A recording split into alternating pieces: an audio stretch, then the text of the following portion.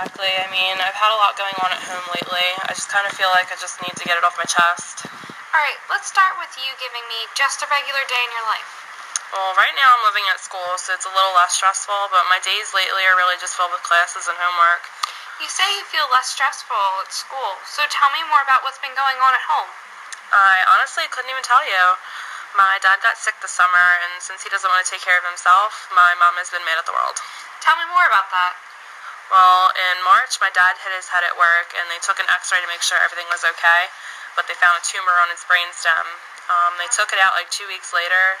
They said it was benign, or so I thought everything was going to be okay, but he just had to get radiation to zap off the rest that they couldn't get out during surgery. At least that's what they told me. You said that's just what they told you. Can you elaborate more? At the end of last semester was my dad's surgery, and I had a vacation planned for a week, the day after finals, with my roommate to visit my best friends in Disney. I talked to my parents a few times throughout the trip, but the day after I got home, my mom kept bugging me to come home, but I really didn't want to because I had the flight the night before. So we just FaceTimed, and they told me that the tumor my dad had was cancer. I'm so sorry to hear that. I'm wondering if you were feeling hurt that they didn't tell you sooner. I don't know, really. I mean, of course, my first reaction was that I was really upset just hearing the news, but I was kind of mad that they knew the whole time and didn't tell me until afterwards. But, I mean, I guess that I know why they waited. I had finals and then my vacation. They didn't want me worrying instead of studying or enjoying myself over something I couldn't even control. You're very understanding. Tell me more about how things are going now. My dad is perfectly healthy now. He just refuses to take responsibility for himself and puts it all on us. You seem very happy that your dad is in much better health, but you also sound hostile towards it at the same time. I'm just so angry because he basically has been given a second chance and he doesn't even care. Do you have this anger because you feel that he doesn't take your feelings into consideration? Yes, it's like if you want to give up for you, that's fine, but you have an entire family to live for and you don't even care. Tell me more about how you feel about this. I'm just so frustrated with him. Like, he won't eat, he won't sleep, he falls because he's so dehydrated and he doesn't even take his medicine. He's like a child.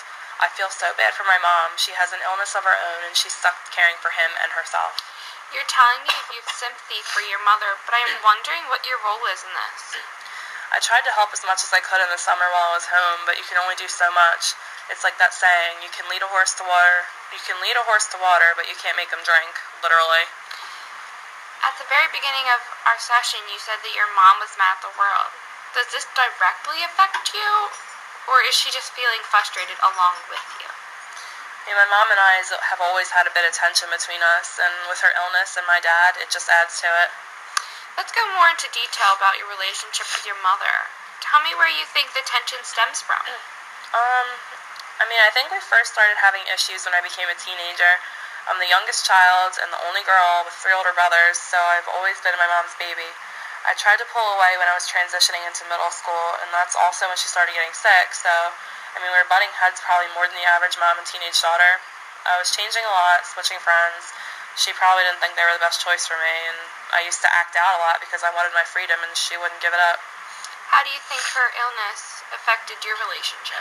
Well, she has multiple sclerosis, and that made her really irritable, and the both of us were going through a lot of changes at the time, and I guess looking back at it now, I know it was wrong, but at the time I didn't really understand everything that she was going through.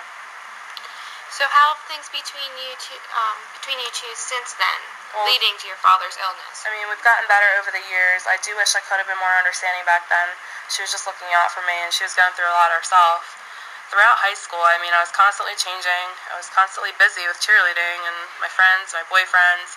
Our relationship really didn't have time to be great or awful. When I was home, I had my friends over.